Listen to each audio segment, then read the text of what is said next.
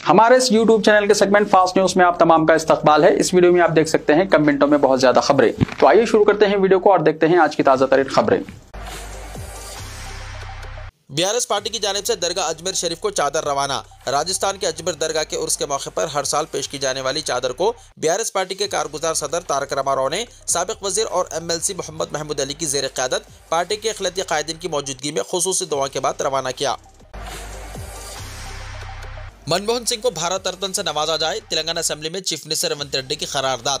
Telangana assembly का इजलास पीर के दिन खुसूसी तौर पर मुनक्किद हुआ, जहां हाल ही में इंतकाल कर जाने वाले साबिक वज़ीर आज़म मनमोहन सिंह को खिराज अक़ीदत पेश किया गया। इजलास के आगाज में चीफ मिनिस्टर रेवंत रेड्डी ने ताज़ियती करारदाद पेश की और मनमोहन सिंह की मुल्क के लिए खिदमत को याद करते हुए इन्हें जबरदस्त खिराज तहसीन पेश किया। रेवंत रेड्डी ने कहा कि मनमोहन सिंह मुआशी इस्लाहात के मेमार थे और इनकी खिदमत मुल्क के लिए नाकाबिले फरामोश हैं। उन्होंने हुकूमत से मुतालबा किया कि मनमोहन सिंह को भारत रत्न अवार्ड से नवाजा जाए। मनमोहन सिंह ने बतौर इख्तिसादी मुशीर, RBI गवर्नर, प्लानिंग कमीशन के डिप्टी चेयरमैन, मरकजी वजीर फाइनेंस और वजीर आजम के तौर पर अहम खिदमत अंजाम दी। उन्होंने वजीर आजम की हैसियत से 10 साल तक बेहतरीन हुक्मरानी फराहम की। चीफ मिनिस्टर रेवंत रेड्डी ने कहा कि उनका इंतकाल मुल्क के लिए एक नाकाबिले तलाफी नुकसान है। उन्होंने मजीद कहा कि मनमोहन सिंह तेलंगाना के लिए एक हकीकी दोस्त थे और रियासत की तश्कील में इनका किरदार तारीखी था। तेलंगाना आवाम के दिलों में उनकी जगह हमेशा कायम रहेगी। रेवंत रेड्डी ने यह भी जिक्र किया कि साल 2013 में मनमोहन सिंह ने जमीन के हुसूल का कानून मुतारिफ करवाया, जिससे गरीबों को इंसाफ मिला, और साल 2006 में जंगलाती हुकूक कानून में तरमीम करके कबायली आवाम को सहारा दिया।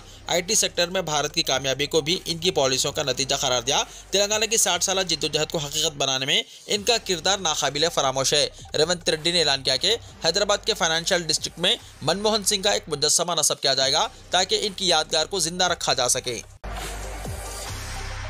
CPM की जानिब से 4 मीनार तक रैली का इनेकाद। Communist party of India CPM Hyderabad south committee की तरफ से कल यानी बरोज़ पीर 30 दिसंबर 2024 को एक अहम रैली का इनेकाद किया गया। ये रैली शाहली बंडा से शुरू होकर 4 मीनार तक पहुंची। CPM की जानिब से यह इक़दाम मरकजी वज़ीर दाखिला अमित शाह के डॉक्टर BR अम्बेडकर के बारे में दी जाने वाली बदतमीजी के खिलाफ किया गया। रैली का मकसद डॉक्टर अम्बेडकर के साथ की जाने वाली तौहीन की मजम्मत करना और इस सिलसिले में हुकूमती कार्रवाई का मुतालबा करना है। CPM हैदराबाद साउथ कमेटी ने इस रैली को लेफ्ट पार्टी की पुकार के तहत मुनज़्ज़म किया है।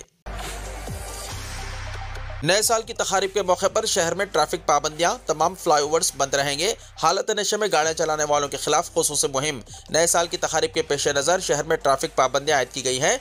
P विश्व प्रसाद IPS additional commissioner traffic police के मुताबिक 172 अहम और मसरूफ ट्रैफिक चौराहों पर नए साल की रात पुलिस को मुतय्यन किया जाएगा। टैंक बंड और इसके आसपास के इलाके में मंगल 31 दिसंबर की रात 11 बजे से ट्रैफिक पाबंदियां आयद रहेंगी, जो तकारीब खत्म होने तक जारी रहेंगी। ये ट्रैफिक पाबंदियां तमाम प्राइवेट और कौमी ट्रांसपोर्ट गाड़ियों पर लागू होंगी। 31 दिसंबर की रात से 1 जनवरी की सुबह तक तमाम फ्लाईओवर्स, मासिवा, बेगमपेट और टोली चौकी बंद रहेंगे। PVNR एक्सप्रेस वे को एयरपोर्ट मुसाफिरीन के इस्तेमाल के लिए खुला रखा जाएगा, जिनके पास RGI एयरपोर्ट के दुरुस्त हवाई टिकट होंगे। प्राइवेट बसों, लारियों और भारी लोड ले जाने वाली गाड़ियों और बसों को 31 दिसंबर की रात 10 बजे से 1 जनवरी 2025 की सुबह 2 बजे तक शहर में दाखिल होने की इजाजत नहीं होगी। इन गाड़ियों को आउटर रिंग रोड का रास्ता इख्तियार करने की हिदायत दी गई है। इलाहाबाद टैंक बंड पर सालानों की तकारीब मनाने के लिए जाने वाले अफराद की गाड़ियों की पार्किंग के लिए knees secretariat JHMC NTR stadium सहूलत फराहम की गई है। पुलिस ने होटल्स, क्लब्स, बार्स और पब्स के मुंतज़िमीन को भी खुसूसी पार्किंग और सिक्योरिटी इंतजाम की हिदायत दी है। साथ ही नशे में धुत अफराद के लिए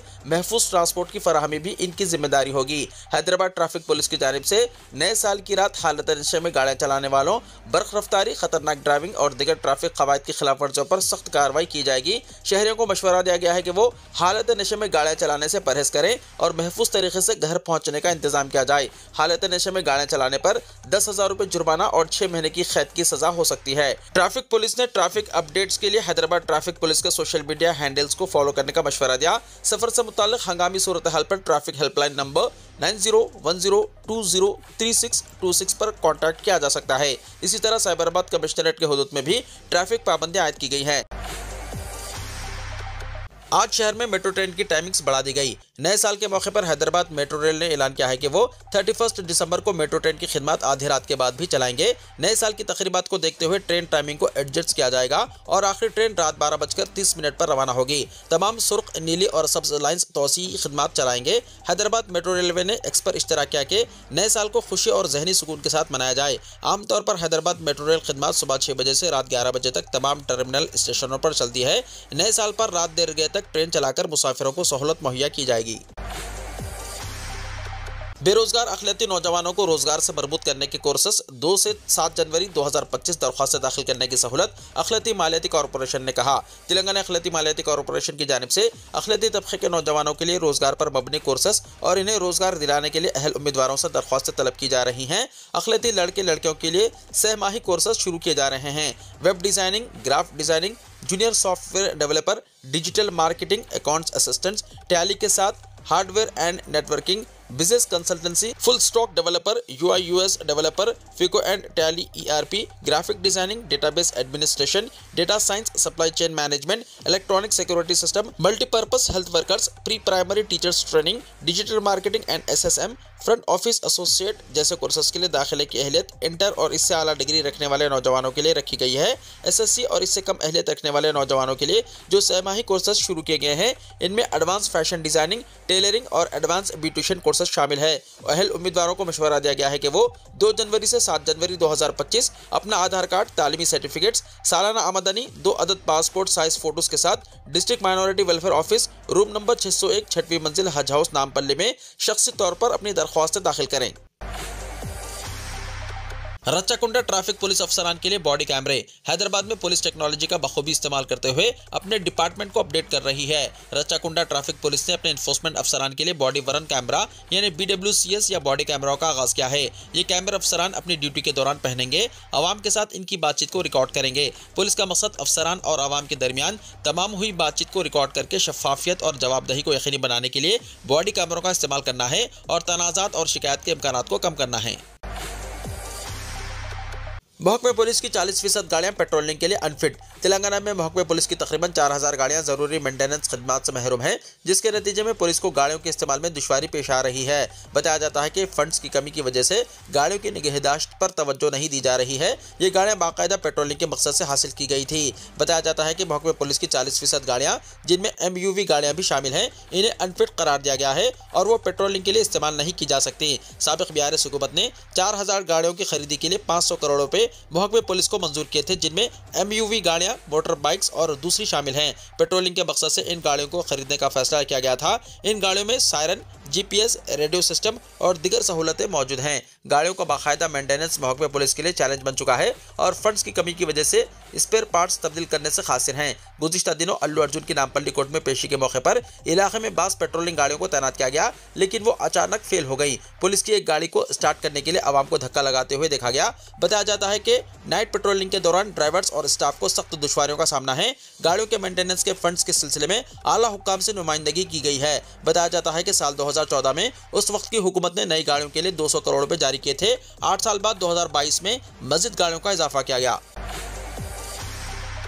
तेलंगाना में 10 IPS ओहदेदारों की बतौर ASP तकर्रूरी। तेलंगाना में 10 IPS ओहदेदारों की तकर्रूरी की गई है। आदिलाबाद जिले के ओटनूर ASP के तौर पर काजल को मुकर्रर किया गया है, जबकि रच्चाकुंडा पुलिस कमिश्नरेट के हुदूद में भोंगीर ASP के तौर पर राहुल रेड्डी की तैनाती की गई है। आसिफाबाद ASP के तौर पर चित्तरंजन कामारेड्डी ASP के तौर पर बोका चैतन्य, जंगांव ASP के तौर पर चैतन्य रेड्डी और भद्राचलम ASP के तौर पर विक्रांत कुमार सिंह की तैनातियां भी की गई हैं। करीमनगर रूरल ASP के तौर पर शुभम प्रकाश और निर्मल ASP के तौर पर राजेश मीना की तकर्रूरी की गई है। देवरकुंडा ASP के तौर पर P माउनिका को मुकर्रर किया गया है। आसिफाबाद में फिर शेर, गांव वालों में तशवीश। आसिफाबाद के आपाशी के तालाब के करीब शेर की नकलो हरकत से कोंडापल्ली गांव के देहातियों में खौफ देखा गया। बास मुकामी किसान जो कपास की फसल की कटाई कर रहे थे, उन्होंने शेर के पंजों के निशानात देखते हुए देहातियों को चौकस किया। उन्होंने कहा कि मोबाइल फोन्स का इस्तेमाल करते हुए शेर के पंजों के निशानात को रिकॉर्ड करते हुए महकमा जंगलात के ओहदेदारों को इस बात की इत्तला दी गई। उन्होंने एक मरतबा फिर शेर की नकलो हरकत के बाद अपनी सलामती पर तशवीश का इजहार करते हुए कहा कि वो खौफ के आलम में जिंदगी गुजार रहे हैं। महकमा जंगलात के ओहदेदारों ने कहा कि शेर की नकलो हरकत पर नजर रखी जा रही है। उन्होंने कहा कि पड़ोसी रियासत महाराष्ट्र से ये शेर अपने इलाके की तलाश में यहां पहुंच गया। उन्होंने देहातियों को मशवरा दिया कि वो चौकस रहें। उन्होंने साथ ही किसानों को मशवरा दिया कि जंगली जानवरों से अपनी फसलों को नुकसान से बचाने के लिए बर्फ की बाढ़ अपने खेतों के करीब ना लगाएं, क्योंकि इससे शेरों की जिंदगियों को खतरा हो सकता है। उन्होंने किसानों को तजवीज़ पेश की कि 10 बजे दिन के बाद ही अपने खेतों को जाएं और 4 बजे शाम से पहले खेतों से निकल जाएं। इंदिरम्मा मकानात के लिए ऑफलाइन दरख्वास्त। जिले एडिशनल कलेक्टर लोकल बॉडीज और नोडल ऑफिसर इंद्रम्मा मकानात जिले निर्मल फैजान अहमद ने अपना एक सहाफती बयान जारी करते हुए कहा कि इंद्रम्मा मकानात के लिए दरख्वास्त गुजारों की तफसीलात अगर किसी वजह से ऑनलाइन दर्ज नहीं होने की सूरत में ऑफलाइन दरख्वास्त दाखिल कर सकते हैं। उन्होंने कहा है कि जो अफराद इंद्रम्मा मकानात के लिए प्रजा पालना प्रोग्राम के दौरान दरख्वास्त दे चुके हैं, किसी वजह से उनके नाम सर्वे में नहीं बताए जा रहे हैं, ऐसे अफराद एक दरख्वास्त लिखकर दरख्वास्त के साथ प्रजा पालना की रसीद की जेरोक्स कॉपी मुंसलिक करते हुए दही इलाकों के अवाम MPD और शहरी इलाकों के अवाम दफ्तर मजलिस बल्दिया में अपनी दरख्वास्तें दाखिल कर सकते हैं। उन्होंने कहा है कि इन दरख्वास्तों की जांच पड़ताल के बाद सर्वे के लिए गौर किया जाएगा। हज 2025 आज़मीन हज की सहूलत के लिए हज अखराजात जमा कराने की आखिरी तारीख में 6 जनवरी तक मज़ीद तोसी।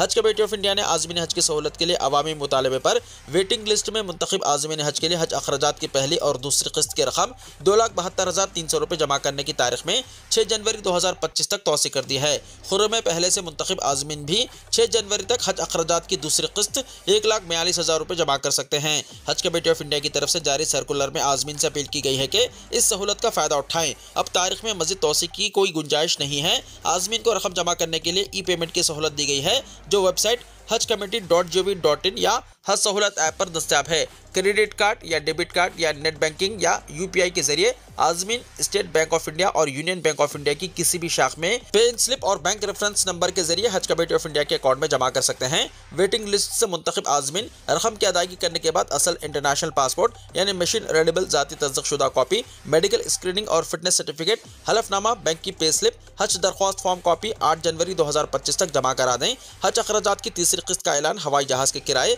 और सऊदी अरब में होने वाले अखराजात तयन के बाद किया जाएगा। मज़ीद तफसीलात के लिए हज कमेटी ऑफ इंडिया की वेबसाइट hajcommittee.gov.in या रियासती हज कमेटियों के दफातर पर राब्ता कर सकते हैं।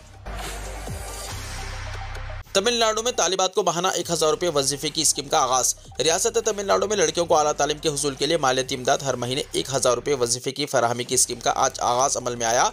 यह स्कीम रियासती महकमा समाजी बहबूद और हुकूक़ ख़वातीन के जरिए मवालू रमना मैराथम एमायर मेमोरियल हाई एजुकेशन स्कीम के तहत शुरू की गई है। इस स्कीम के पीछे हुकूमत तमिलनाडु का मकसद स्कूली तालीम से लेकर आला तालीम तक लड़कियों के तनासुब में इजाफा और आला तालीम के कोर्सेस में ज़्यादा से ज़्यादा दाखिला फराहम करना है। इस स्कीम के जरिए लड़कियों को under graduate degree courses, diploma courses, ITI हो या किसी दिगर मुस्तनद कोर्स में ज़ेर तालीम लड़कियों को माली इमदाद फराहम की जाएगी। इसके तहत तालिबात के बैंक अकाउंट में रकम को रास्त मुंतकिल किया जाएगा।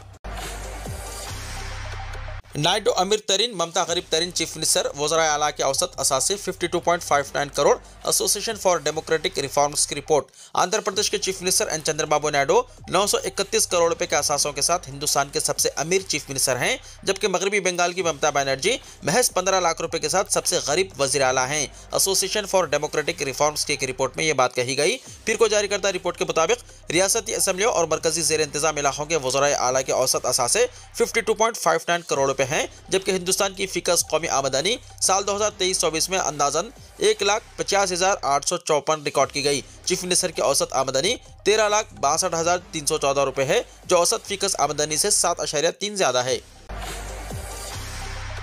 मुसलमान काशी मथुरा पर दावा छोड़ दें, मस्जिद के नीचे शिवलिंग की तलाश बंद कर देंगे, VHP ने कहा। विश्व हिंदू परिषद के joint general secretary doctor Surendra Kumar Jain ने कहा है कि अगर मुसलमान काशी और मथुरा पर अपना दावा तर्क कर दें तो वो हर मस्जिद के नीचे शिवलिंग की तलाश बंद कर देंगे। उन्होंने कहा कि अगर मुस्लिम कम्युनिटी पहल करे और मोहब्बत के साथ अपने हुकूक से दस्तबरदार हो जाए, तासुब तर्क कर दें तो आप हमारा दिल जीत लेंगे, वरना इन मामलात का फैसला करने के लिए अदालतें मौजूद हैं। डॉक्टर जैन ने पीर को एक बयान में कहा कि विश्व हिंदू परिषद ने अपने किसी मौजू को नहीं छोड़ा है, वहाँ मंदिर बनाएंगे, मंदिर को अजीमुशान बनाएंगे। एक वादे के मुताबिक अयोध्या में राम मंदिर की तामीर मुकम्मल हो चुकी है। अब कृष्ण जन्मभूमि और काशी विश्वनाथ मंदिर आज़ाद होंगे। जैन ने कहा कि अमन पसंद हिंदू समाज 1984 से काशी और मथुरा पर दावा कर रहा है। उस वक्त भी हमने मुसलमानों को ये तजवीज़ पेश की थी कि अगर वो इन दोनों जगहों पर अपना दावा तर्क कर दें तो हिंदू बरादरी बाकी जगहों पर दावा नहीं करेगी।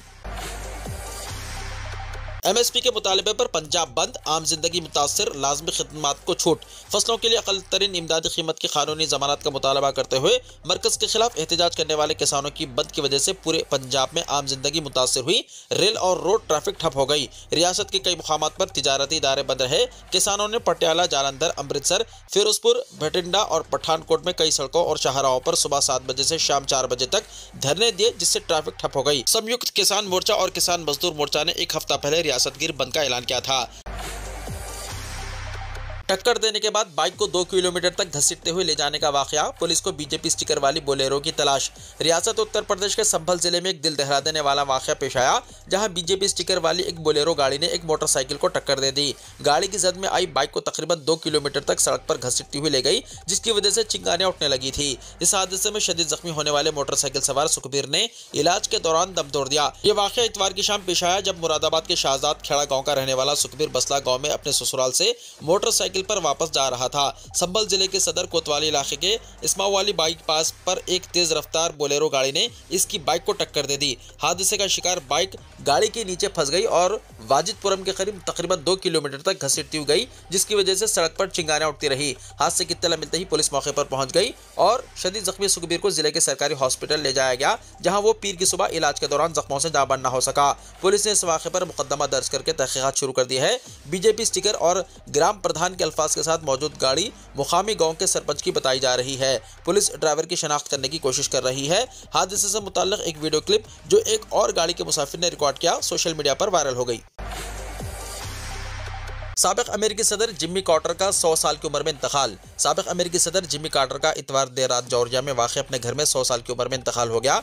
1 अक्टूबर 1924 को पैदा हुए कार्टर 1977 से 1981 तक अमेरिका के 39वें सदर रहे। वो अमेरिकी तारीख में सबसे ज्यादा उम्र तक जिंदा रहने वाले सदर थे। कार्टर कुछ अरसे से मेलानोमी बीमारी में मुब्तला थे। ये एक किस्म का जिल्द का कैंसर होता है जो इनके जिगर और दिमाग तक फैल चुका था।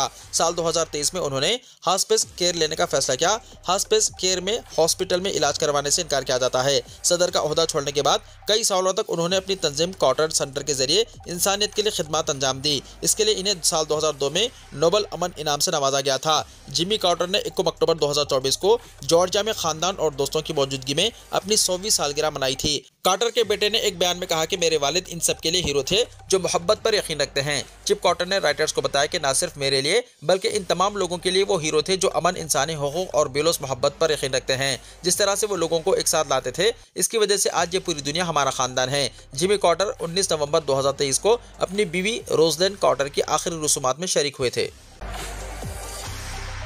वीडियो को लाइक शेयर कीजिए और हमारे इस YouTube चैनल को सब्सक्राइब करते हुए इसके बेल आइकॉन को भी प्रेस कर लीजिए ताकि ऐसी ही ताज़ा तरीन खबरों का नोटिफिकेशन सबसे पहले आपको मिलता रहे।